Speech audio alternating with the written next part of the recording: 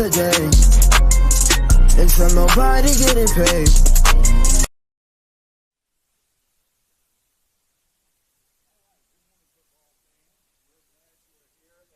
NPGAA media event, and just as you heard earlier, it is important what this league does as far as creating that next opportunity. You know, they talk about professional development. This is a lot of personal development and getting to that next level. I'm here with Chuck Tolman. Good to see you this morning, Chuck. Good to see you, Fred. And we're going to kind of go over a few things, and let's talk about NPGAA in general and what they do. You know, their mission, getting these guys to the next level. A lot of times when that opportunity doesn't appear to be there. Yeah, it's the changing landscape of college sports in general has created this lane to even get wider for people to be able to save their eligibility and grow either academically or as a person or just physically grow so that they can step onto campus with the most time left to make more of an impact. And I think that, you know, as this league continues to grow and as our landscape continues to change, this will become more and more important as it goes on. And I see that as well. I've seen some of the development that's come out of it. You know, as I understand it, you know, you hear about the big D1 schools. You hear about the Alabamas. You hear about the Oklahomas, the Texases, and everything like that. And, you know, these guys, you know, that's always the big dream. You know, when you're coming out of high school, I want that recruiter to see me. I want that visibility. But sometimes you just need that extra little bit of push, that extra touch, and this provides an opportunity for that. Yeah, I mean, going to college and playing D1 would be great, but if you're sitting on the bench and nobody's watching you, you're wasting your time sometimes. So if you can go to a program and then physically grow, get better, work on some of the finer things, you know, away from the huge spotlight, then when you get your chance, you're all ready to go. Also, you're seen as more mature. And as we've seen with the transfer portal, people are looking not for these, you know, 3 and 4 stars coming right out. They're looking for guys that have already been proven, maybe at a lower level, you know, to move up to an Alabama or something like that. So this is a perfect example of kind of adapting with the times, and this is something that, you know, in the future is going to have a lot more weight to it. Right, and, you know, I'd be the first to say I don't necessarily, you know, you get a 5-star. Everybody wants to get the 5-star. But a program like this, that's where you probably find those hidden treasures at. You know, you go out there and you got that recruiter. He says, hey, there's something special about that guy. You know, he had that extra little bit. He had that extra little touch, and it turns out to be a diamond in the rough. Exactly. And a lot of the times when you get some of those guys that are the 5 stars and the 4 stars going to D1, they're kind of pampered their way through it. They don't truly have, you know, what they call that eye of the tiger. They don't know how close they are to not getting what they want. And a lot of these great players, you know, this is like their chance. So they're going to work extra hard, and they're going to, you know, put in that extra work to get to that level, and it's going to mean that much more. They're going to be more businesslike about the approach, knowing kind of, you know, that there is no more safety net, you know, to get there. I think that, yeah, in the future, the NPGAA is going to be one of those leagues that people are going to pay attention to on the recruiting trail as another option. I mean, famously, like Larry Fitzgerald, you know, was one of those guys that did the post-grad route. You know, people know that Cam Newton went to JUCO for a while, but he lost a year of eligibility for that. Could you imagine if he would have had one more year to go back to Auburn after that, you know, and had extra time? Like, so keeping that year of eligibility is absolutely crucial at these, you know, in these days. Right, and one of the exciting things, you know, from the top level, even at the NFL, and all the way down to, I mean, even at the high school level, you see the ebbs and flows of change. You know, you're talking about you got to deal with NIL now, and you're even dealing with it even at the high school level in some states. And you know, we're looking at the shape of NPGAA and some of the transitions in the league, and you kind of see this fresh start every year. And I think that's really the theme is the fresh start. You know, these guys, you know, whether they're needing that little bit of extra academic push, maybe more time in the weight room, you know, that development. That's what's exciting about NPGAA and the opportunity it creates. Yeah, and a lot of these guys, you know, they're coaching here, but they're also coaching high schools, so they're implementing the newest stuff. And the newest stuff usually starts off at a high school level. Gus Malzahn, you know, started off his offense at a high school level, and then it kind of took off from there. They're implementing these things from the ground level, and, you know, always having something new to add to the league And also, I mean, since you're not working with these gigantic academic institutions, you have freedom to be able to kind of try new things without having, a bunch of boosters breathing down your neck. You can work with the offense that works best with you based on the kind of players that you have, rather than trying to make a system and pick guys to fit that system. So I think this affords a better opportunity for players and coaches to be able to kind of hone their skills more than just, one out of like 68 or 70, guys trying to, work their way through classes and, the rigors of all these other schools. So a lot of these players have made the right decision to come here.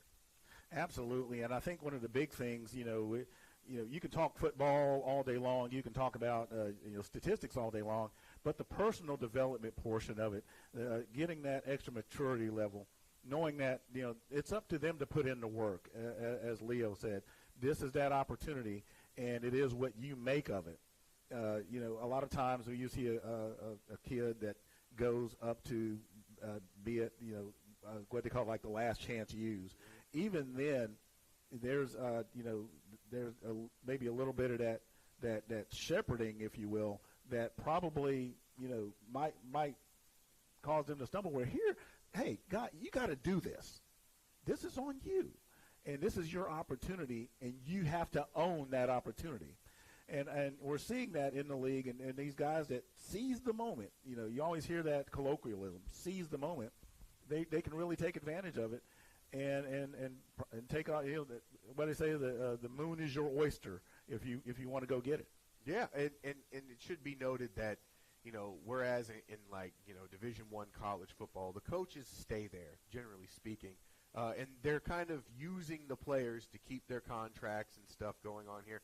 The coaches here, I mean, they're giving their time and their energy, so they have vested interest in each man that they are creating, right? Iron sharpens iron. So that's helping everybody out. This is a league that is filled with heart and character, and that's what you notice the difference in, and that's why I think you get really good, strong people that come out of this that go on with more of an appreciation of kind of what it takes to make it where it is. So it's not seen as some sort of a demotion to work here, and in some ways it's actually better than just sitting the bench somewhere and maybe some like lower league team just wasting your time. Maybe you get a couple free T-shirts and you feel like a big man on campus for a week, but then you get lost in the shuffle. Well, here some of these teams only have about 20-30 players, so you're getting that kind of individual attention that you wouldn't be getting somewhere else to get your skills better. If you're a defensive back, maybe they work on your footwork more than you would be getting if you were in a larger situation where they can go, well, we'll just make this guy go to the portal and make him leave. No, these coaches care about their players, and they want them to grow. And I find that that's one of the reasons that I really enjoy watching this league. And it's really special that you mentioned that personal touch with the coaches. Bigger is not always better. And sometimes you cut a sharper lane in a smaller group, and that intention is important because you can take that time, and to the coaches and the staff, and they're taking that time. Like you said, hey, they're not here to with some multi-million-dollar contractor doing anything. It's that personal. It's a matter of heart more than it is of business, and that is the difference with this league. It's a matter of heart than it is a business. Now, don't get me wrong. I mean, everything has to make something to make the gears turn. But the heartbeat of NPGAA, its staff and its coaches and what they're doing to pour into these young men. Absolutely. So I'm looking forward to meeting some of these teams. Some of them have returned. We met them last year, and some of them are just absolutely brand new. They haven't even played a season yet. And it's always interesting and exciting to learn about them. And that's the fun part is when you see something new. It's kind of like Christmas Day. You kind of unwrap and see what you got, and it's like a shiny new bicycle. So that being said, like a shiny new bicycle, NPGAA fans, players, coaches, staff, let's get ready to ride. We're going to take a bit of a break, and we'll be right back. Stay tuned because there's a lot of information to follow and a lot to gain. We'll be right back.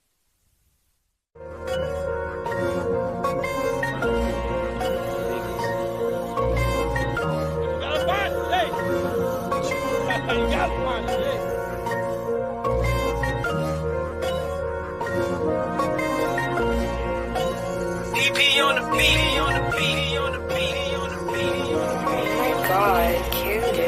stop playing with me. Another dollar, another day. It's on nobody getting paid.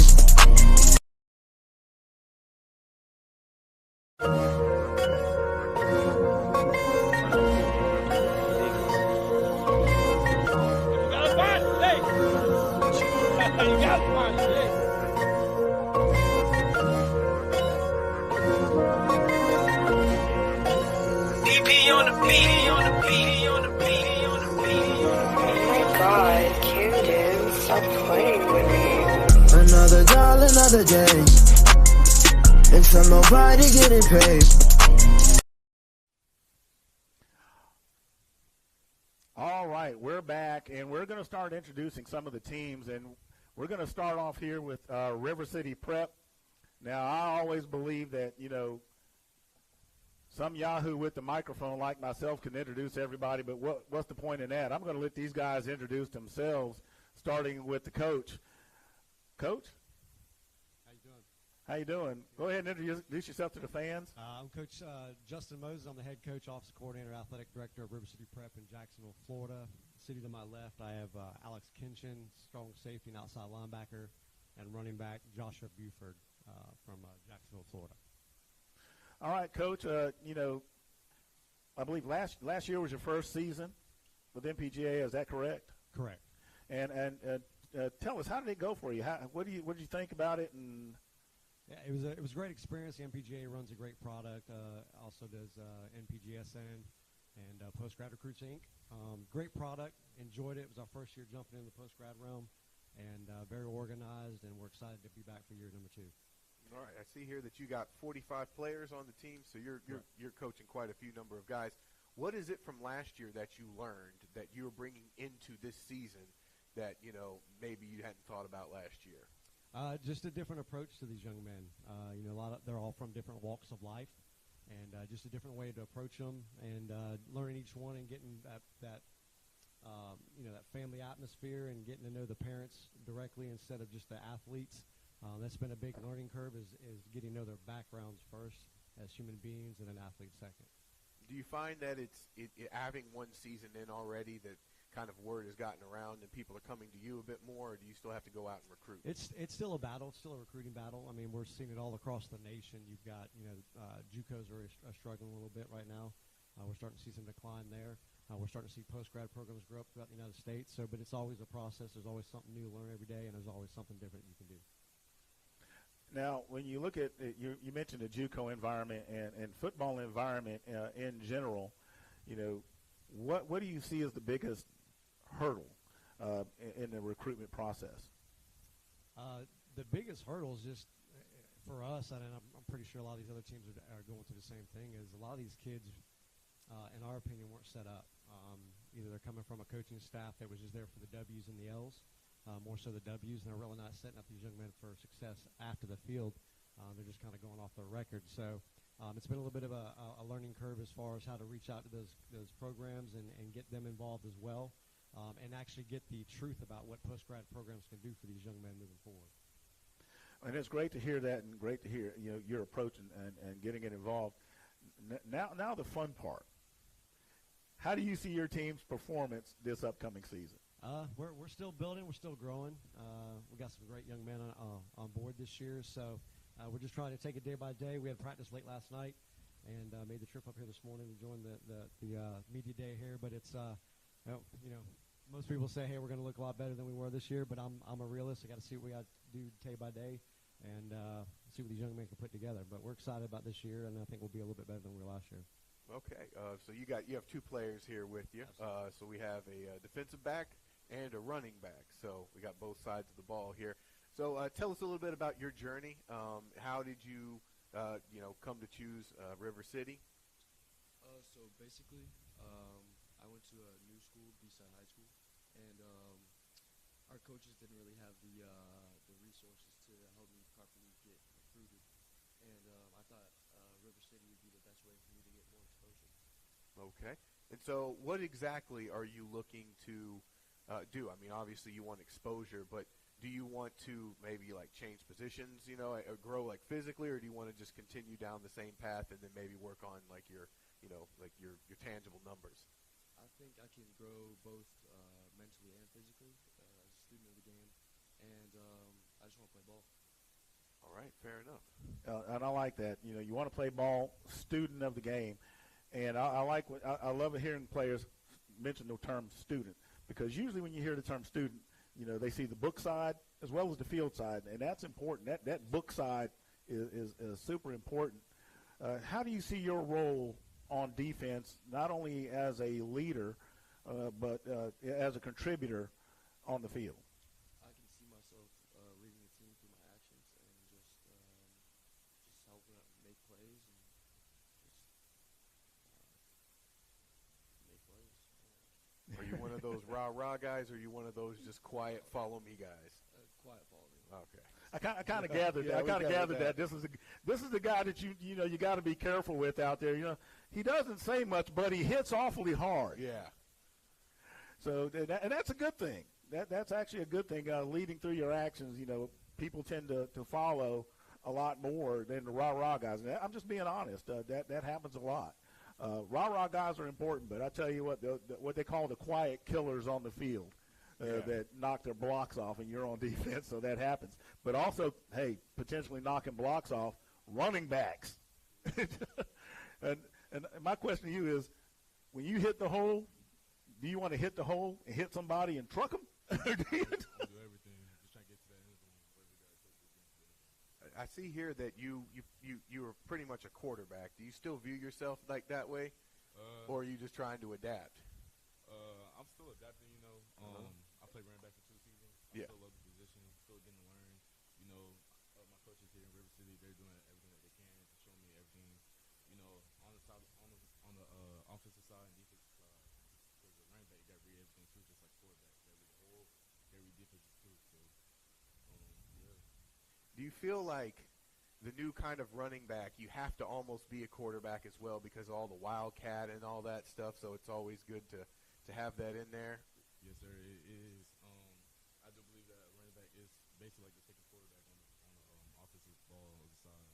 And, you know, it's a big role. You know, it's not an easy role. You got to be a leader, too, just like the QB. So I always talk to my quarterback, Bari. He's a really good quarterback.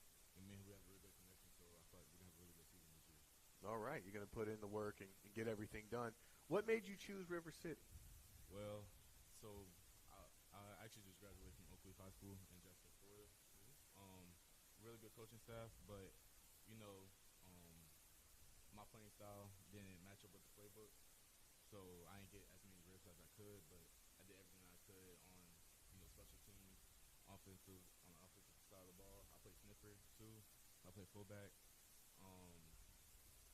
River City really gave me the chance to not stop believing in my dream, which is to go on to the next level and play ball and being a student athlete. Because I believe if you're not a student athlete, you're just an athlete. You just want to be an athlete, you know.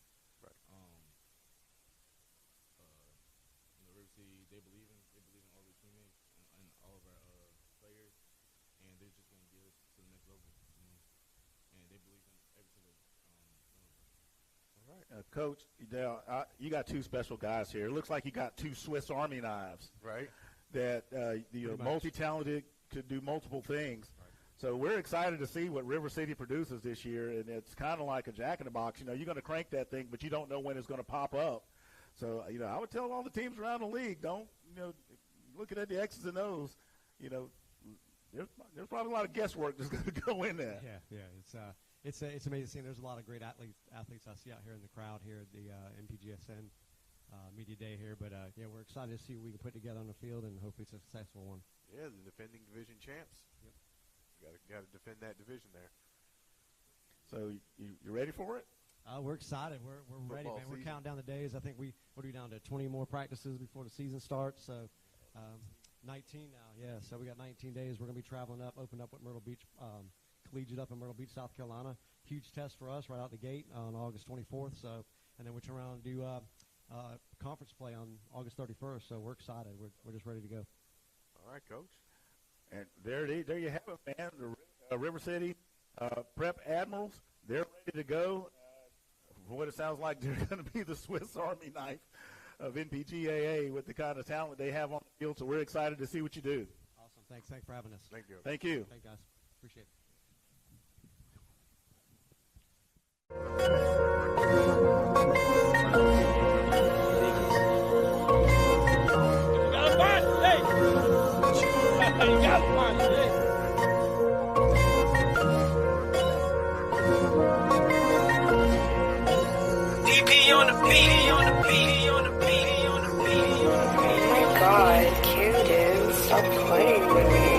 Another dollar, another day. Except nobody getting paid. I had to find another way to get that money back today.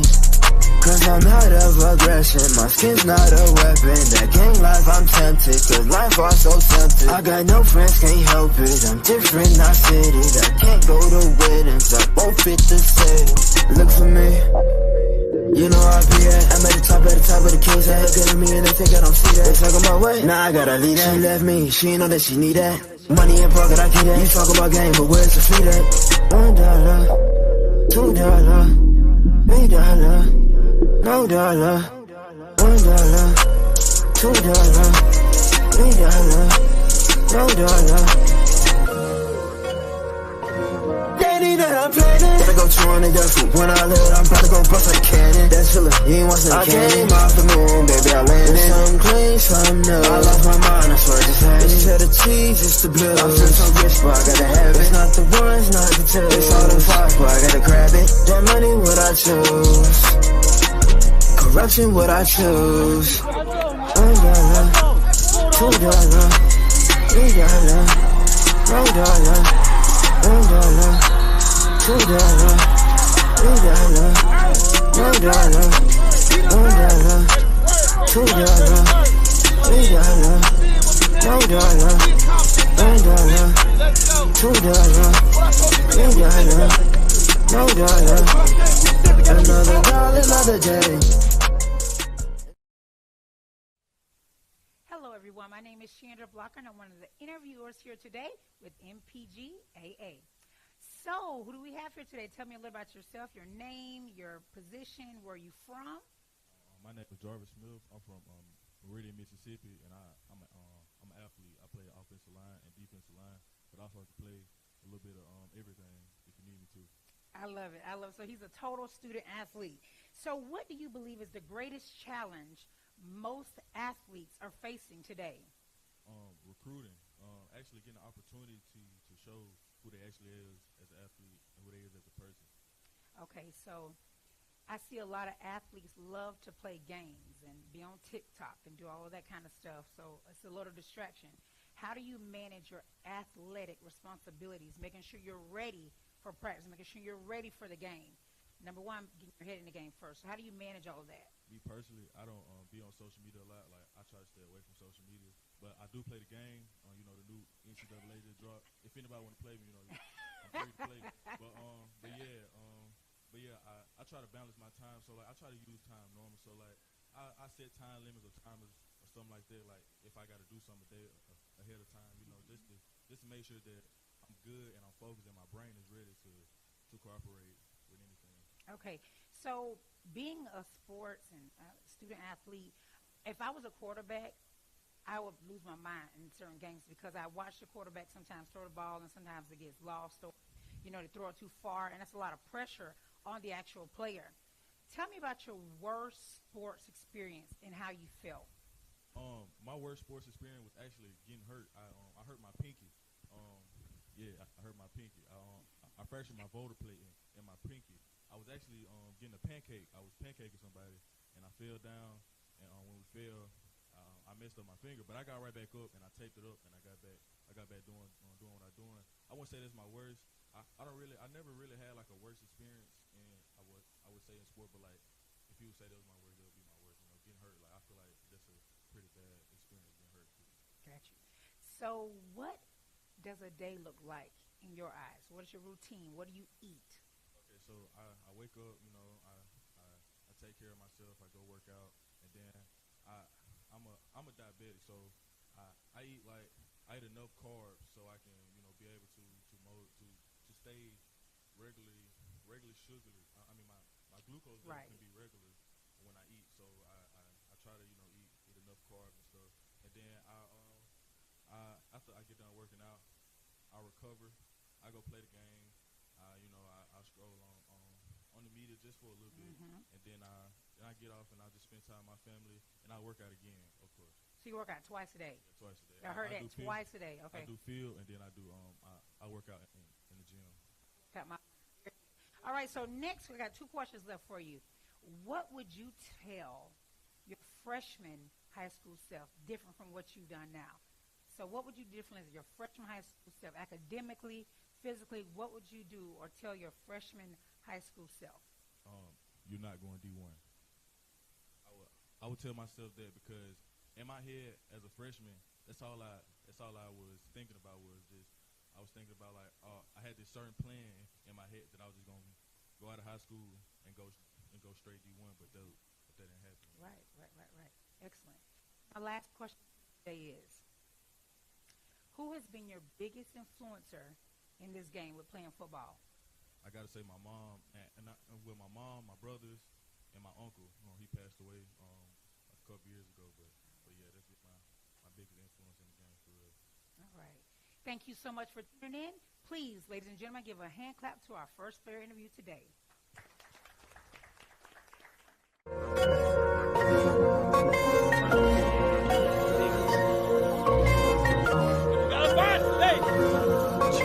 You got to find today.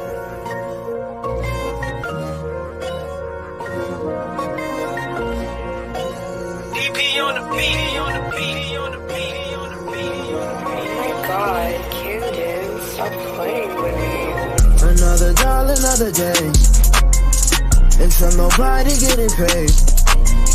I had to find another way to get that money back today. Cause I'm out of aggression, my skin's not a weapon. That gang life I'm tempted, cause life was so tempting. I got no friends, can't help it, I'm different, not fitted. I can't go to weddings, I won't fit the setting. Look for me, you know I be I'm at the top of the king's head. Getting me and they think I don't see that. They talking about what? Nah, I gotta leave that. She left me, she ain't know that she need that. Money in pocket, I get that. You talk about game, but where's your feet at? $1, $2, $3. No dollar, $1, $2, $3, no dollar. Daddy that I'm planning. Gotta go chewing the death food. When I live, I'm about to go bust a cannon. That's feeling, you ain't want some candy. I came off the moon, baby, I landed. Some clean, some new. I lost my mind, I swear just had it. Instead of cheese, it's the blue. I'm still so rich, but I gotta have it. It's not the ones, not the two. It's all them fives, but I gotta grab it. That money, what I choose. Corruption, what I choose. $1, $2, $3, no dollar. $1, $2, $3, no dollar. $1, $2, $3, no dollar. $1, $2, $3, no dollar. Another dollar, another day. All right, we are back, and thank you for hanging in there with us today for the NPGAA Media Day. To my right is Chuck Tolman, and we started out with the River City Prep Admirals, but to my left are the Bonneville Emperors. And as before, Coach, I'm going to let you introduce yourself and your players. Take it away. I'm Coach Marty Robinson from Sanford, Florida, which is in the Orlando area, and I have two of my great athletes, Christian McKean and Jabari Quinn. All right, Coach. Now, tell us a little bit about Bonneville and what Bonneville is all about. Well, at Bonneville, I'm a first-year coach at Bonneville Academy, so we're making some great changes within the program. Our program, our main motto is play for purpose. When you come to our program, you're going to play football, take care of your business, and see to the next level. And I like what you said there, taking care of business, because that is what it's all about at the end of the day, not only from a player standpoint, but from a personal standpoint. So how do you see your season looking going forward? And before we get to that, you know, when I was chatting just a second ago, you said you did some broadcasting before, and I know Chuck has another question for you. And, you know, I've been in front of a bunch of people. How has that role, you know, prepared you as a coach? Because a lot of times, you know, the coach has to also deal with the fans. So, you know, being in a public spotlight, like, you know, doing some broadcasting things prior, how does that help prepare you as a coach in dealing with that portion of it? Well, I was a coach first before I got into that field. I always been a community guy. I always dealt with a lot of people, but I just had to get adjusted, you know, with having the lights, camera, and all that stuff on me. So it was an easy adjustment.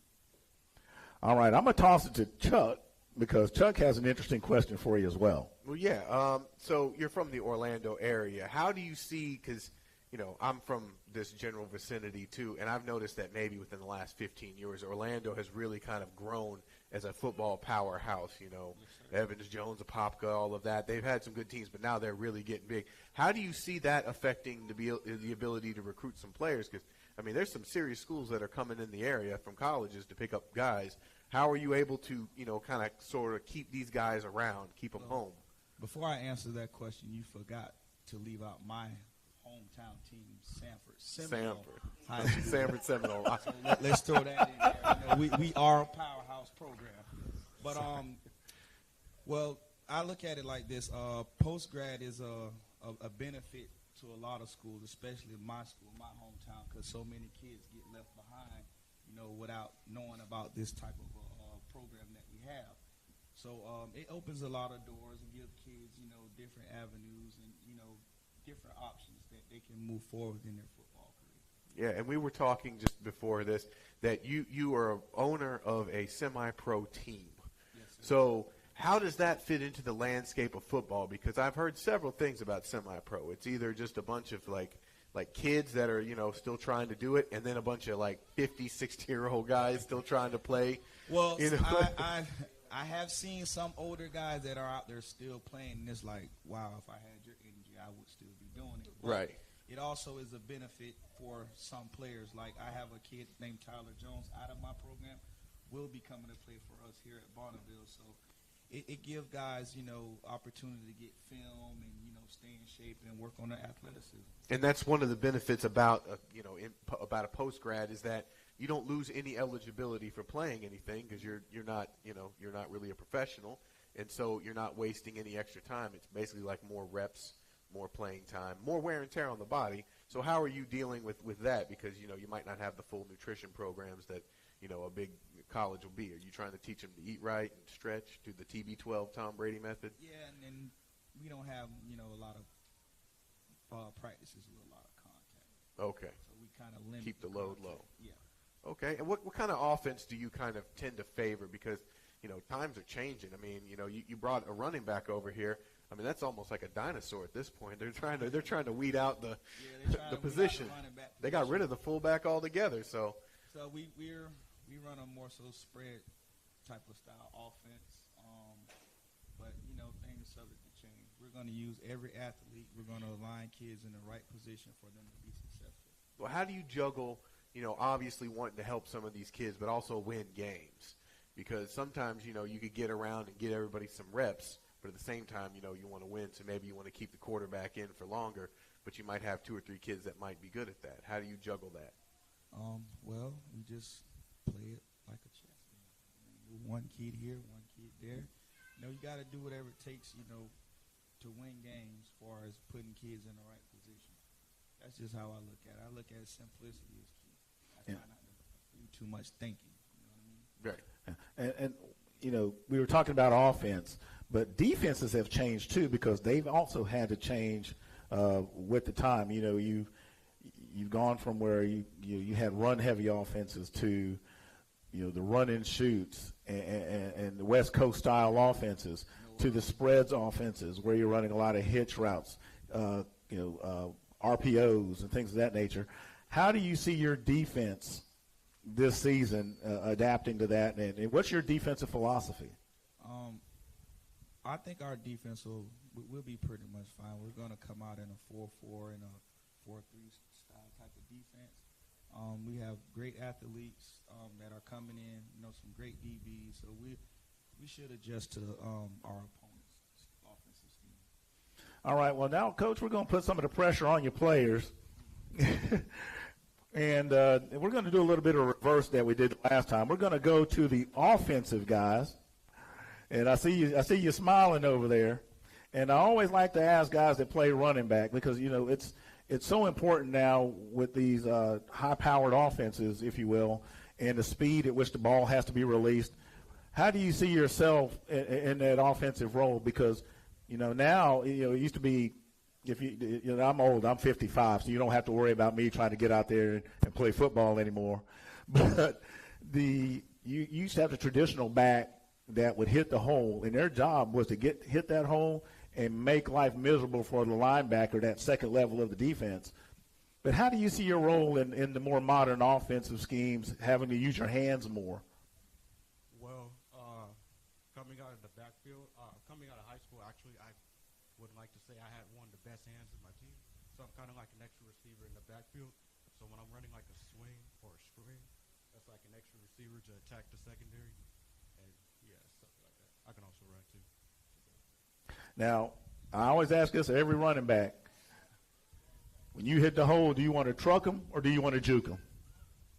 See, a guy my size can't even hit nobody, for real. Got to have strong ankles. So, yeah, I like to do a little dance on, get around the linebackers, try to avoid as much contact as possible. Which running backs did you watch growing up? Because we all did. I watched Josh Jacobs. I also watched, he's not really a running back, but Darren Sproles. I also watched Deuce Vaughn, too, because I like to look at the smaller backs. I'm 5'5". I'm 5'5", 160, so, not the biggest back, but I can really make some big plays out there.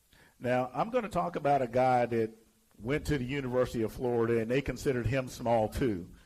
And he's one of my favorite players.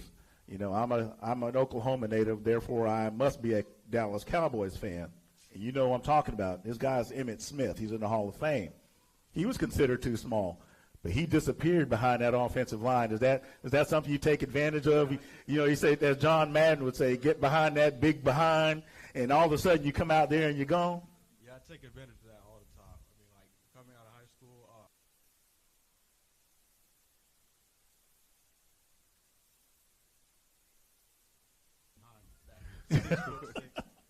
offensive lineman, I'm like, yeah, I guess not. So you ran track and did weightlifting. Yes, sir. Which of those two was your favorite thing to do? Weightlifting. Weightlifting. So you're a gym rat? I'm a gym rat. What's your favorite lift to do? Squats. Oh, wow, he's a leg day guy. This guy's insane. I'm a leg boy. There you go. Well, now we're going to pick on the defense a little bit. I see you sitting over there sweating it out. So your role in the defense? Honestly, I'm just an athlete. I play everywhere. I play safety, DB, quarterback, receiver. I play anything. You're that utility man, He's a kick returner too, as well, right? I returned a 98-yard kick last year in our district game. I just could pretty much do it all. So when you're returning a kick, what are you looking for? You looking for that block, or are you looking for that weak link that you can juke out of his shoes? Honestly, I kind of just try to stay patient, and then I just look for a hole, and then I just use my speed to hit the hole and just run. All right. Are you doing anything to increase your speed, or are you trying to increase your strength? Of course. I try to do like hill training, running in the sand, running up hills and stuff like that, parachutes and things of that nature, just to try to get my speed down. Since you're from Central Florida, I'll ask you this question: where are you finding hills? Just like in parks in my neighborhood and stuff like that. Like sometimes on the side of like highways and stuff that are close by my house, you probably have the bridges. There's hills on the side of them. You can run up there and stuff like that. Yeah, for those that are not from Florida, that's an impossible thing to find. You just get it in where you can get it in. Yes, sir. Well, you have to appreciate that. And listening to both of these guys, Chuck, they're wanting to put in the extra work. Coach, you're spoiled. You got guys at leg day finding hill in Central Florida trying to find a hill. Looking for hills. I'm blessed, man. I'm blessed. I'm glad to have these guys aboard. Absolutely. It sounds like you got a couple of great leaders on the team, and that's what you need. Finding ways to get it done. Because oftentimes, hey, look, every team, and I don't care what level they're at has found themselves in those adverse situations. And these are the kind of guys you want, because they're not saying, well, what do I do? They're saying, let me go find a hill, or let me be patient and find a way to get it done. And so what do you think about it in your coaching philosophy? How does that apply to the rest of the team? Yeah, just lead by example. Awesome. That's pretty much it, lead by example. All right, Coach. Well, good luck. Well, good luck this season, Coach. We look forward to seeing you. Thank you. And, guys, I'm going to go find those hills. I haven't seen any in Central Florida either. And I'm from Alabama, and I've been through Central Florida. It's flat as a pancake. There's a few hills in Orlando. Just avoid the ones that say pine. All right. Let's give it up for the Bonneville Emperors, and we'll be right back. And thank you for hanging in there with us. Thank y'all.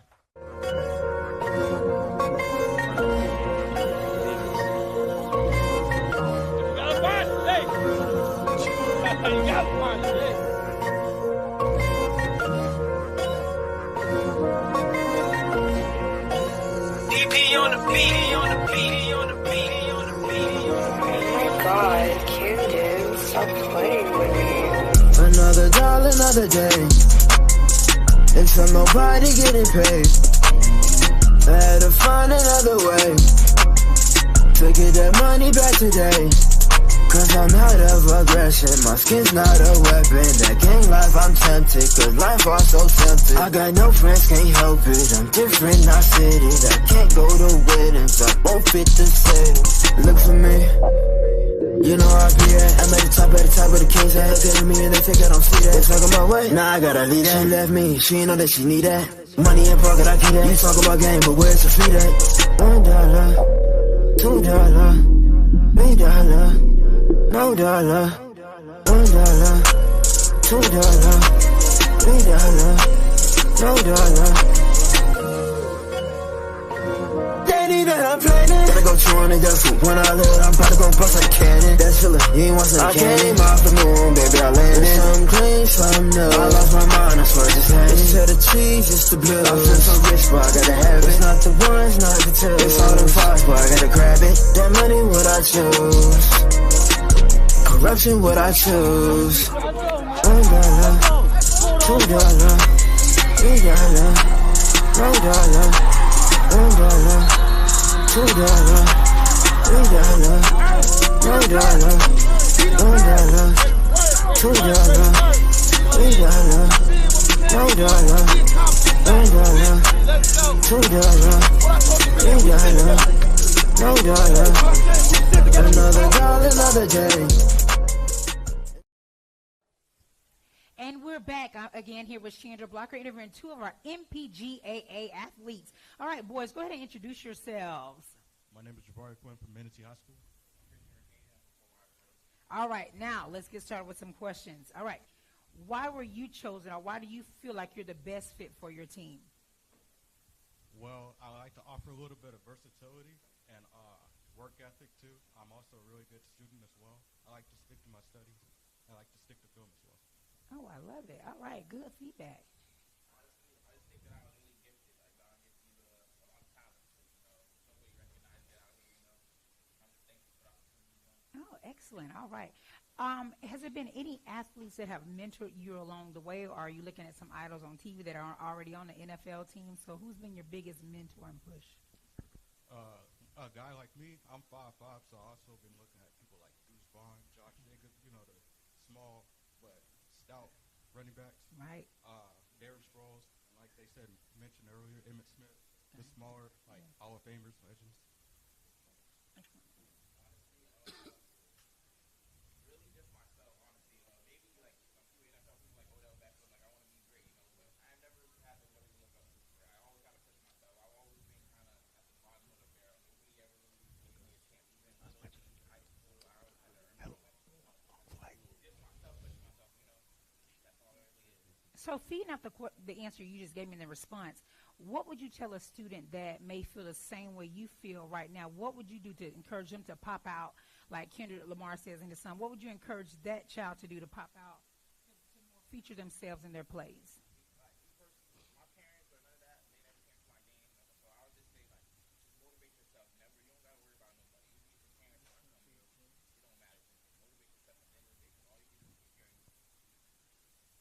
struck me with that one. Okay.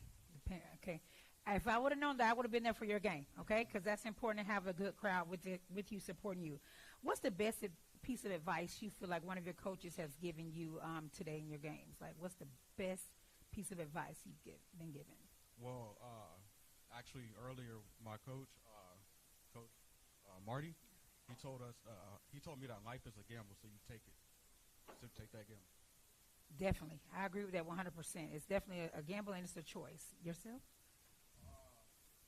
Honestly, just keep my head down, just, you know what I'm saying, stay on the right path. But living like me personally, just, you always got to keep on your shoulders, you know, especially being a young man of my standing. My coach always taught me just keep your head down, stay quiet, just stay focused and grind, you know. In life today, with all the changes that are being made, whether it's political, even in school, getting your studies, and in your field of game, what do you do for yourself to protect yourself from, like, getting in trouble, being around negativity? How do you steer yourself in the right direction to stay away from all of those different adversities that you guys are facing as athletes? See, I just tell myself in my head, I tell myself to stay true to myself. Don't put myself in a negative bubble. Try to keep a closed circle and just stay close to people or positive influence on your life. Gotcha. I'm always talking. I just pray about everything. Don't worry about anything. So if I'm going through something, I just start praying. You know, because God won't put you in a situation that you want. You can't get out of. You won't put you there if you can't. You can't swim in that water. You know. Okay. Can I get an amen? Amen. Okay. Very good. All right. Last question for today. If football doesn't work out, what do you plan to fall back on? What's your fallback? Honestly, I ain't really thinking about a plan B. Football's always been the plan A of mine, plan B.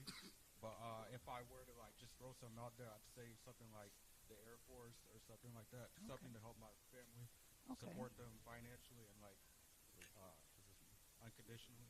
Very good. All right.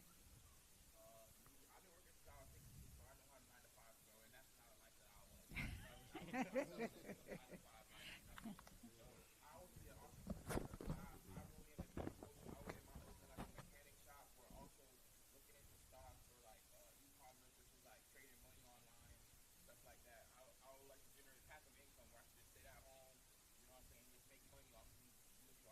Gotcha.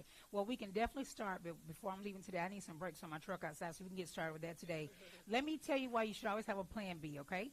I went to school to be a police officer, okay? When I started with the sheriff's department and they told me I got to start shooting people, I was like, oh, no, I can't do that. I'm too nice for that. So I went into education. So you always be a step ahead of your game, okay? Thank you so much for tuning in with us today, NPGAA, with our interviewers today. They did a beautiful job. Thank you so much for your time.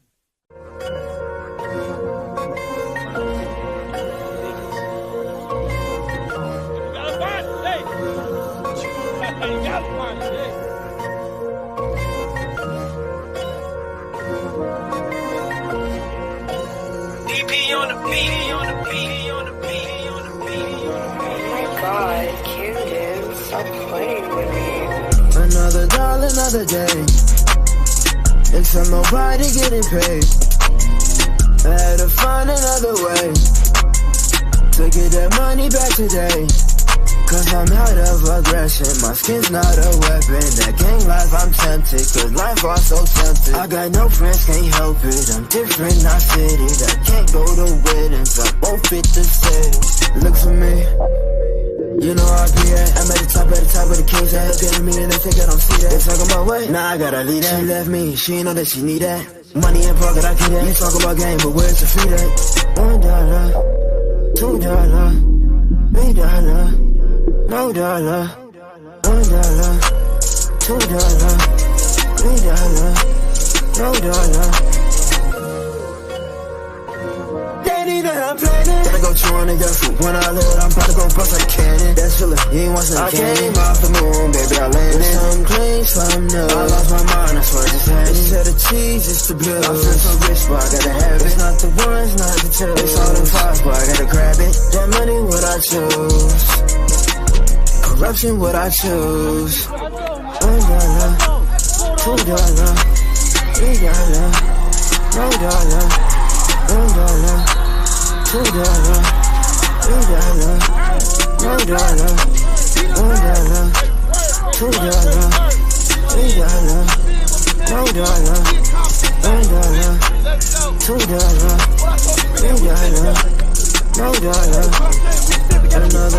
another day. All right, fans, we are back with the National Post-Grad Athletic Association Media Day. We just finished up with the Bonneville Emperors, and now we have the Paragon Academy Knights all the way from Viva Las Vegas, Nevada. And that is a long ride, Chuck. It is. It's showing you that the NPGAA is trying to spread out west. Traditionally, they do a lot of JUCO stuff at that part of the country, and so post-grad is getting out there. And so this is one of the first teams. It's their first year that they've had football there at Paragon. So when we get to talk to the coach, maybe we'll get a little background on the school and everything else. Absolutely. And to my left, Coach, as always, we're going to let you introduce yourself and your players. My name is Greg Hughes. I'm from Buffalo, New York. To the left, I have LaMarcus Harrison and Joseph Iurita. LaMarcus is from California, and Joseph is a hometown kid from Las Vegas. Okay, and what positions do they play? LaMarcus is a slot wide receiver, and Joseph is our quarterback. Uh-oh. The pitcher and the catcher. And you got that. I love that slot receiver. Y'all the dangerous guys. Yeah. So, Coach, got to look a little bit of your profile. Said you started coaching in Little League, youth leagues. I myself did the same. So first off, I want to shake your hand because, start with these young men when they're small is really huge and starting to build them up. This is the first season for Paragon. Yes. When you first took on this role, what was your vision? Did it seem like, wow, this giant mountain in front of you, but you knew you were just going to climb it and make it happen? What was your game plan coming in? Well, my thinking was I got a lot of confidence as a coach, and I know I could get the job done and recruit players, but it was just the type of players I was going to recruit. You know what I mean? I had to get skilled players, linemen. Linemen is hard to come by, so that was my main focus. And we built the team up. We got about 35 players on the roster now, and we're ready. Well, and that's awesome. And Chuck alluded to, being out west. And, of course, in Las Vegas, there's really only two teams at D1 level. And I'm going to let you take that one, Chuck. Yeah, UNLV in Nevada. How is it that you've come to kind of build this team in a place that's full of, like, JUCOs? Where do you see the NPGAA and post-grad fitting into that landscape? Because for us here, especially in Florida, we don't have a JUCO. This is what we have. Where do you see that kind of fitting into the landscape? Well, I think it's a big market out there in Vegas because there's not a lot of opportunities for the kids that don't get offers. So I tapped into that field, and it's going to grow year after year because the kids are starting to latch on to it and come to the program. So being in Vegas, you are not too far from the L.A. area, right? No, not too far, only 4 hours. So that's within the recruiting trip. So you find yourself out there in picking out that talent, because I know that's like a talent-rich area. Well, a lot of athletes from LA they migrate to Las Vegas. Just people in general migrate to Las Vegas from LA. So, like LaMarcus, he's from California, and we got a few more players on the team that's from California also. Okay, that's just interesting for us over here down in the southeast, because football here is obviously different. They just kind of sprout out from the ground and stuff, and you guys have to do a little bit more recruiting to get them to move over the next state. Do you find that to be a bit easier because you have this different lane? You can tell them, hey, look, keep an ear of eligibility. Mm-hmm. Yeah, it is a little easier, and they tell their friends to come out for the team, the friends that they know that played good in high school. So that's how we kind of build our roster. All right, and so you introduce us to your player here, the guy to your left. This is LaMarcus Harrison. He's our slot wide receiver / running back. Where'd you go to high school? I went to two high schools. I went to Democracy Prep and Silmar Memorial High School. Okay, and you played receiver there as well? Nah, I played running back. So you played running back. So now you're just straight catching the ball now because you got that slot receiver spot. Where do you find that you wanted to choose, the NPGAA route? Because coming out of high school, I was a 3-star running back, and I had 10 offers, 41s, 42s, and 2 D3s. And something had happened with my mom, so I had no other choice but to stay home. And then I said, 2 months ago, maybe 3, I was like, I need to get back. My mom's straight now. I need to get back to locking back in, because it's this is all I know is football. I came from California where there's nothing. So, me coming out here to Vegas, I was like, I got to get back. I got to get back in I got to log back in, get back in my zone. And I was on Instagram, and I seen, one of my friends had posted to school, and I had skipped past it the first time. And I seen, multiple people post something, let me see what this is. So, I hit him up, what is this? And then he was come to practice the next day. So I came out there, and now I'm here. I'm loving it now. So. And that's important, Chuck. He said something that really just struck me right there: the power of social media in promoting the league. And this is happening out west, okay? And obviously with the core being here in Florida, it's still a powerful tool. It's not so much, well, we've got home turf, we can just do this. But getting that social media presence is going to be huge. Now, I have a question for you, being a slot receiver / running back, with the type of offenses that are going out there. You're almost, like the prototype. Hey, you got to be able to catch that ball coming out of the backfield, and you offer a dimension that either it's going to be handed off or maybe tossed to you. What are your thoughts on that? What are my thoughts on that?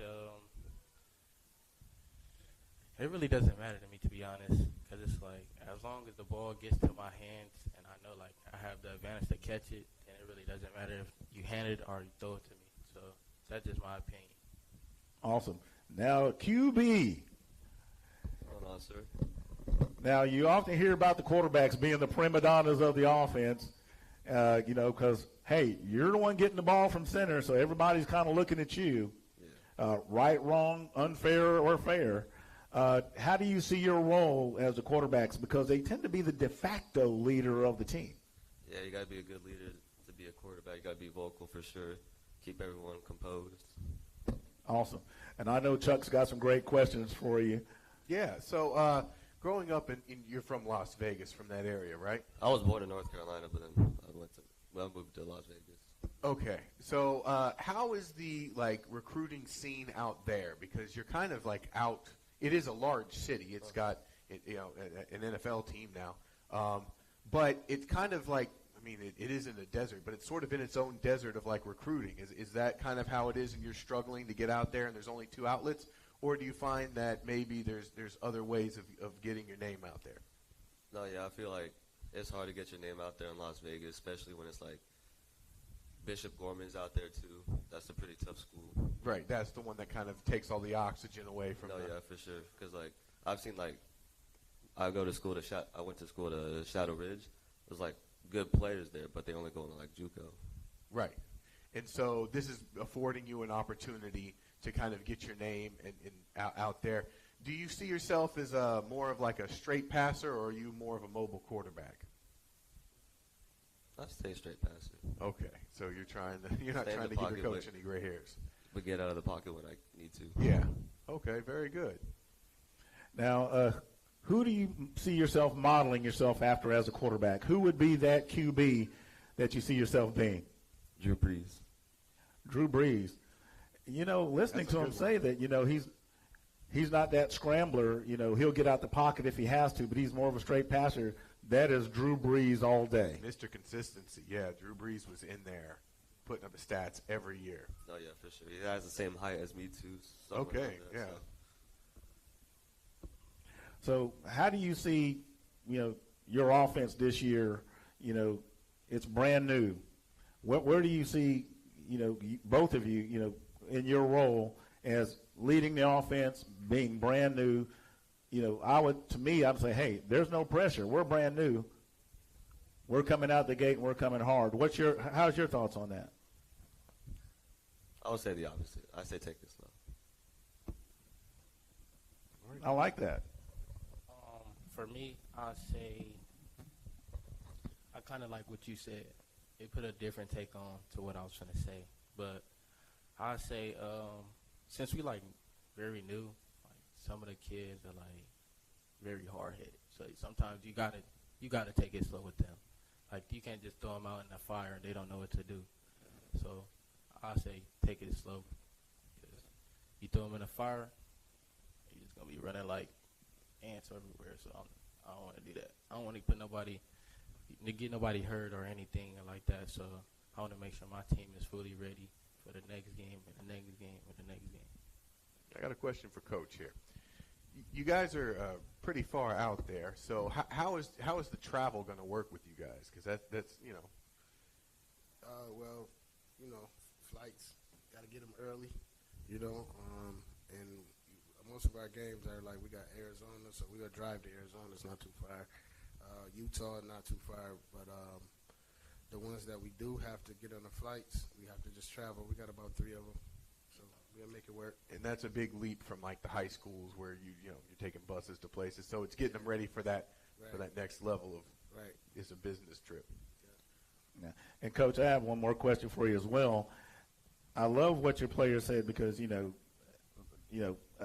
guess you can maybe a little bit of the setup there. Hey, we've got nothing to lose. Come out hard. But they both said, hey, let's be slow. Let's go about it being patient, and let's build this. And I love that philosophy. Let's build this. Well, I'll try to teach them clock management, first downs. Everything ain't about a big play. That's how turnovers happen, unforced errors, So drive down the field, clock management, waste some of that clock, run game, and we'll punch it in we'll get to the goal line, red zone. All right, so no Bruce Arians, no risk it for no biscuit, right? The opposite of Bruce Arians. But if we catch you sleeping, we're going up top. Okay. Well, we're excited that you're in the league. Viva Las Vegas. I would do an Elvis impression, but I would just leave everybody disappointed. So the Paragon Academy Knights, let's give them a big round of applause. They came a long way to be here. And we're going to go to a break. We'll be right back. See you then.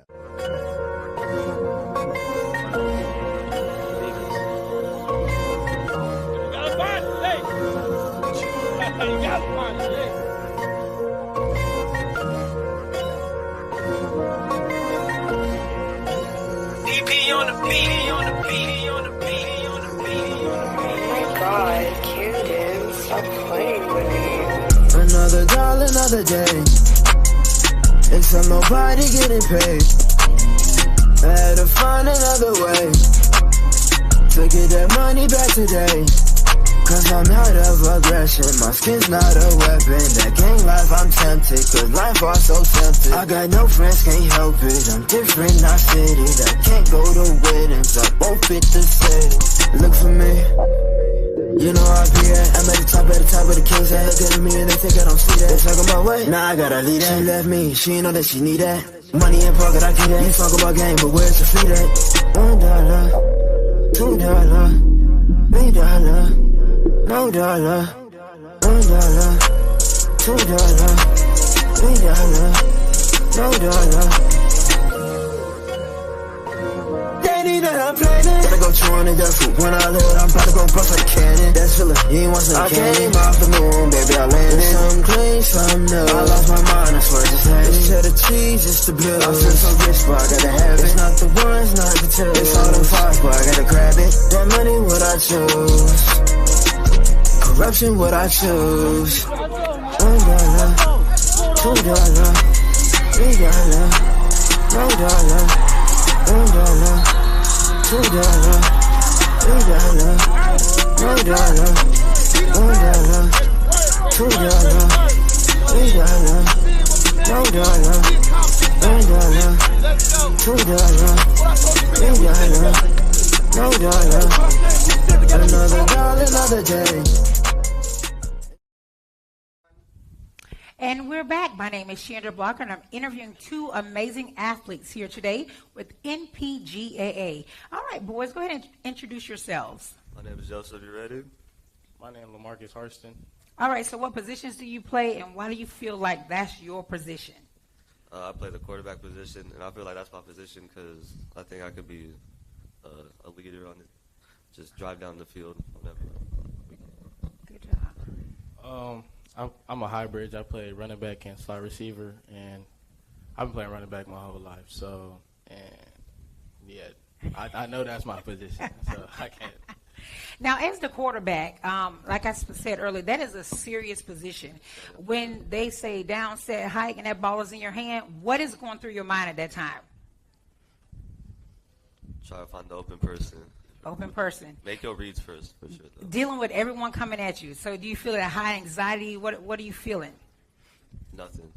Nothing? I feel nothing. Good. Then you're gifted in your position. That's the position you're supposed to have. No, yeah, for sure. Yes, very good. So in your position, have you ever had any high anxiety moments or anything that made you feel like, oh my goodness, like they're coming at me? Like, what do you do? What is your mindset?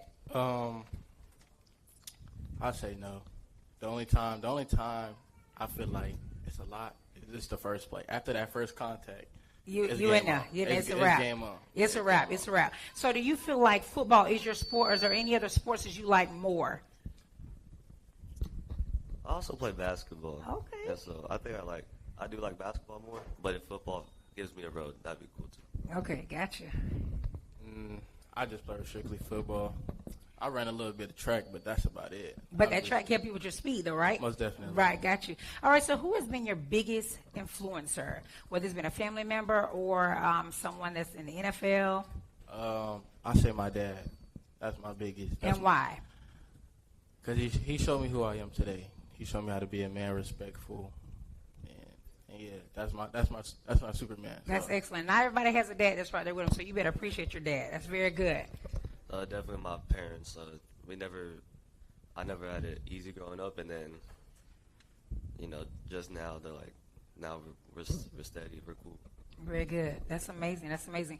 So, what are some of the hugest obstacles you feel like athletes are facing today? Mental health. Mental health. So let's go a little deeper with that, since you both, in tune to that. What do you? Let's go a little deeper, and it doesn't have to be specific on yourself. But when you say mental health, let's talk about that. What does that mean to you? For me, it's anxiety. So I know a lot of athletes deal with anxiety. Right. So.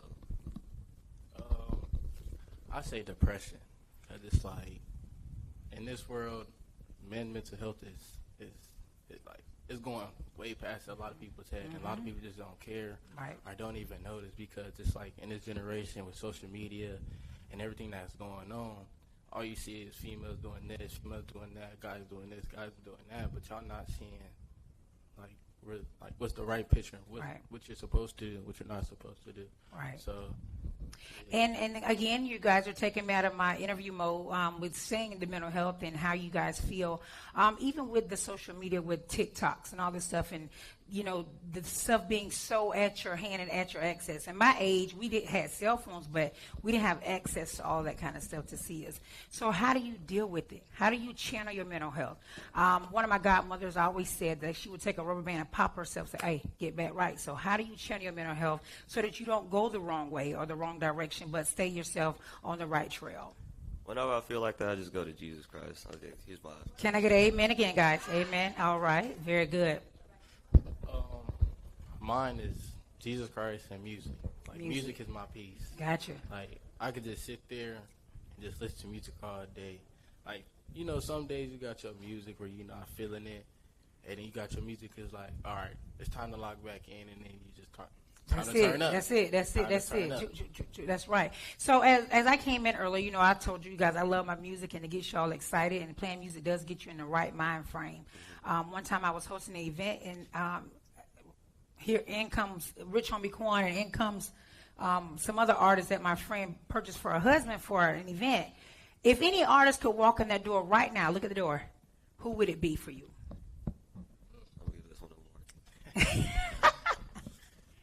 If NBA YoungBoy walked through this door, it's over. It's over. It's a done deal. Touchdown. Boom. You got it. You got it. I agree with that statement, Lamar. All right, I love it. Last question, boys, okay? What does a day look like for you with your diet? What are you eating? Obviously, you guys look fit, so you're not eating burgers like me and fried chicken and mashed potatoes and macaroni and cheese, or either you're eating that, but you're working it off. So what does a day look like in your diet? Yeah, I'm eating it, then I'm working it off. Yeah. I'm gonna keep it so G100. Like I eat those when it's like time when I ain't got nothing in the house and I just got to go pay for it. Gotcha. But I usually just eat like yogurt and like oatmeal and stuff like that. So healthy eating. Yeah, because my mom and dad don't play that. So They don't play that bad food eating? Nah. So I got to have a talk with my parents, huh? All right. Thank you, boys, so much for giving us time today to talk with us and let us interview you. I wish you nothing but the best in all that you do. And let's give these young men a huge round of applause. Very good, gentlemen.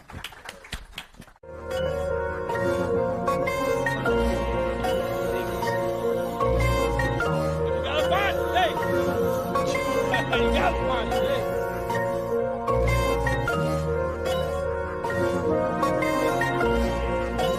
DP on the beat, on the beat, on the beat, on the beat. Oh my God, Camden, stop playing with me. Another dollar, another day. Except nobody getting paid. I had to find another way to get that money back today. Cause I'm out of aggression, my skin's not a weapon. That gang life I'm tempted, cause life was so tempted. I got no friends, can't help it, I'm different, not fitted. I can't go to weddings, I won't fit the setting.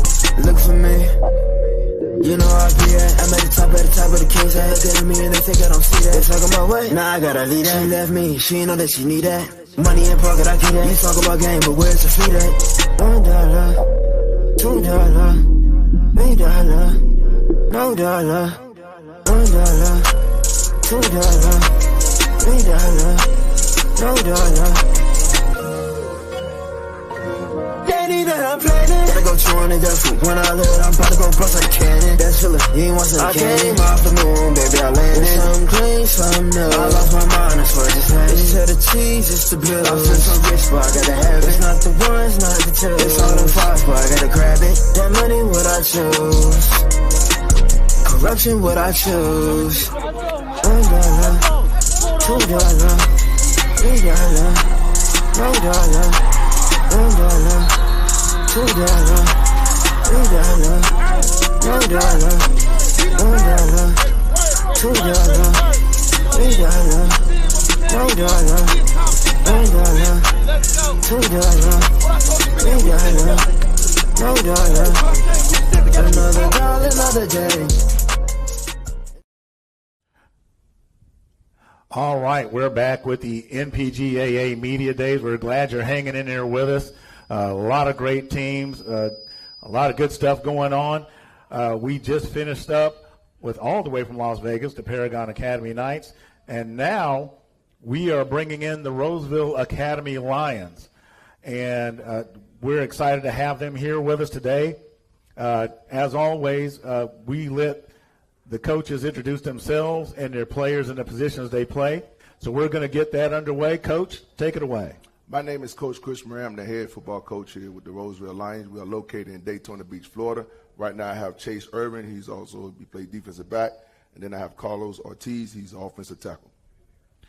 All right, Coach. I was looking at a little bit of your professional history, and you played professional arena football and served as a coach.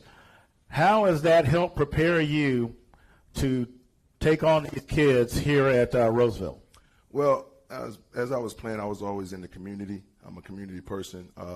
What I have done, I have built my own youth football program where I started it in Fort Myers, Florida, and I still have people running that for me. And so coaching high school football with some of the coaches that I have in here right now has really helped me a lot, and also doing a lot of internship with a lot of college coaches, and a lot of my friends are college coaches too that I've been, and now having this post-grad is able to open the doors for these young men to go through. Yeah, so I noticed that this is a second-year program, correct? Second year. So you've had a chance to kind of, what they say, get your feet wet, kind of learn the ropes and everything. How has that helped Roseville in the recruitment process? It helps tremendous. Like I said, I played professional ball, so I can relate to the guys when I'm talking. I still do the old school recruiting, going to the parents' houses, driving up, shaking their hands and introducing myself to them so they can understand it's a real person. It's not somebody behind the scenes. You actually getting a real coach coming to you and actually recruiting your child and letting them know how much I care about them. Now, one of the key components in looking at your profile, you moved 6 guys. And I want everybody out there watching to understand, when they say move 6 guys, that means move them to the next level, correct? Correct. So how have you used that imprint to draw attention not only to Roseville but to the NPGAA? So I've been with the NPGAA, when they first started. So I was working with other different programs and organizations, and so being with them, getting the parents to understand what National Postgrad Association is. I'm all on social media and letting everybody know what postgrad is all is about. And again, we're not knocking about junior college, but realistically, a lot of these guys is not ready for the next level. They're not really putting in the work that they're supposed to. And so in the National Postgrad, we educate them. I go to some of the high schools and educate them on what postgrad is about. And again, teaching these high school coaches and also some of these junior college coaches, and that postgrad is a place for student athletes who need that extra year, who needs that potential. You might get a 5-star guy, you might get a 4. Some kids might come, but at the end of the day, you're trying to get the ones who did not really serve and really play at their potential. And to my right is Chuck Tolman, and I know he's got some great questions for you as well, Coach. Chuck, take it away. Yeah, so with the transfer portal, which is obviously, having a downstream effect, have you noticed within the last, 3-4 years that there are more kids that might have been a 2 or a 3-star trying to join these programs? Well, the transfer portal, it's one of the things right now is killing the high school football, But I say this, as again, going out in the community, educating the high school coaches, educating them to tell them what they have to do to get their kids out there and they get that exposure. And if you're a 2-star kid, hey, how you got to go to the camps? And again, it's just, evaluating and going out there and educating the kids on what do they have to do to get recruited, because the transfer portal is now, most of the college coaches I've been involved with is saying, I'll go get a kid right now who's ready, who's seasonal. But we still got the old school coaches say, hey, I would like to develop with this kid, take this kid under my wing for 4 years. Yeah, and one of the problems you have to throw on top of that is NIL, which I know you guys don't necessarily have in these leagues, right? So Florida, I think, just passed the NIL deal. So you're going to start having high school kids flipping high schools to get, I don't know how much money, but some money, and then they might have to take a year off to work on themselves. How are you preparing for that? Well, NIL been around for a long time. They just gave it a name. Right. Back in the day when I was playing college football, we always getting paid underneath the table, things like that. So NIL been around for a long time. It just now is just being a popular thing. What we do here at Roseville, we educate them what NIL is.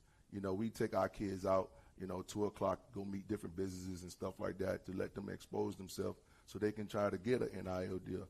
But it comes with a lot of work. You got to advertise, you got to market it, you got to teach them the right ways, the content. So there's a lot of things that people don't understand how this NIL deal is going to work.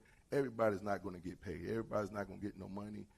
So it's going to be the ones who really excel. And so you're seeing a lot of these high school kids are jumping around, going to these schools, but they don't realize they're hurting themselves, because at the end of the day, it's a lot of work they got to do for the NIL. And you don't have to move too far to recruit. Daytona Beach, that whole area over there, is a pretty good hotbed for that. Yeah, Daytona is a great area to have a post-grad. A lot of these students, everybody going to certain schools around in that area. And I thought being in Daytona would be a great aspect for these guys to be able to grow and understand what they can get for it. You mentioned something in the proximity of Daytona. The first thing I think about from proximity is Liberty City. And there is a world of talent that has come from that Miami-Dade area, which you're in proximity of. So, they see the big dream. They see the guys that have come out of there, the Michael Irvins and everything else, the U. Would you call it, in a sense, a talking down to some reality levels that you have to kind of approach with some of these kids to say, look, everybody's not going to get that rocket shot to the top, but we have something that can help you get to the next level, building brick by brick.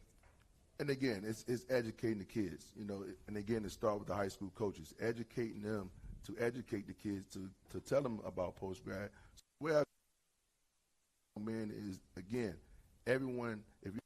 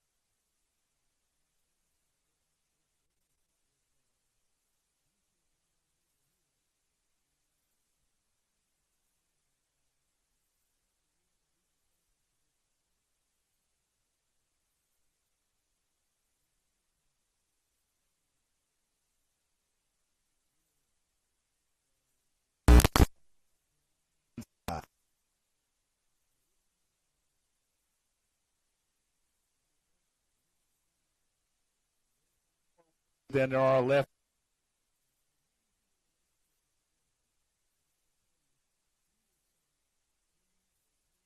Please, oh, please. That's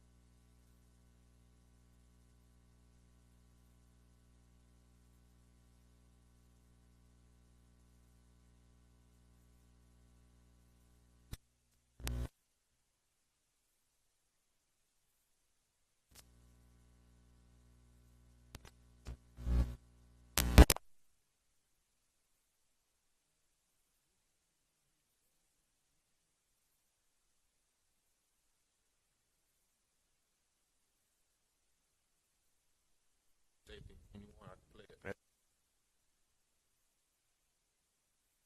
it. They know better, no flex zone wherever you are. Yeah, man. They know. Like, I'm a killer. You come in my zone, I'm hitting you first quarter.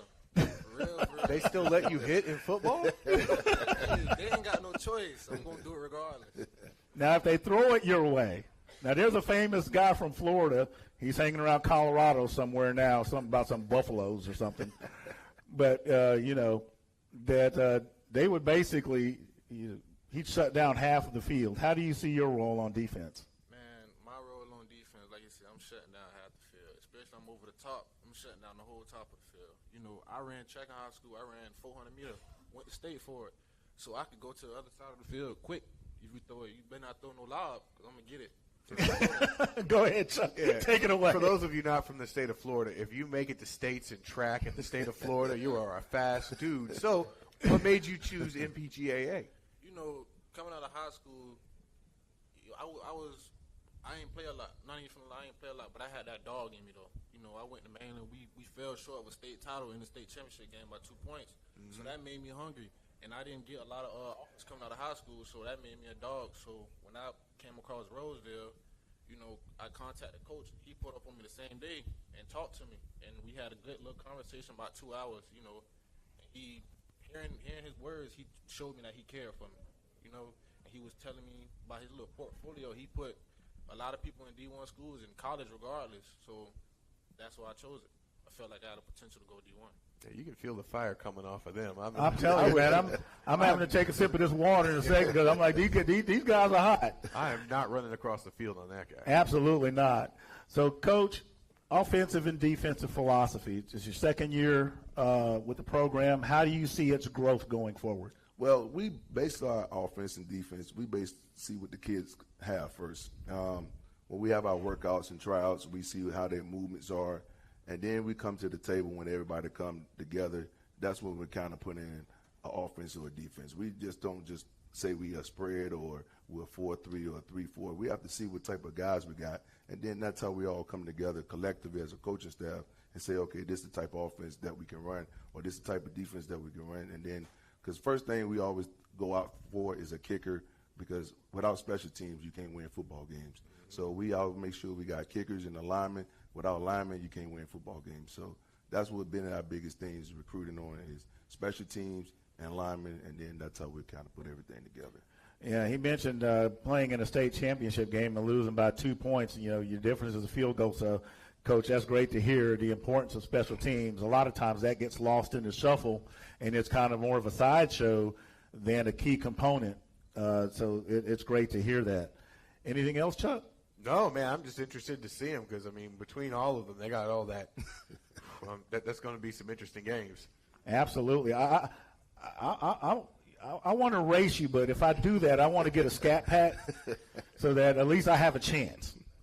So, guys, this is the Roseville Academy Lions. Looks like they're going to be ready to have a great season. Coach, thank you for your time. Thank you. Let's give these guys a big round of applause. I think we're about to see what's coming in NPGAA. So that's good stuff. We'll be right back. Thank you for staying with us, and we'll be back in a few.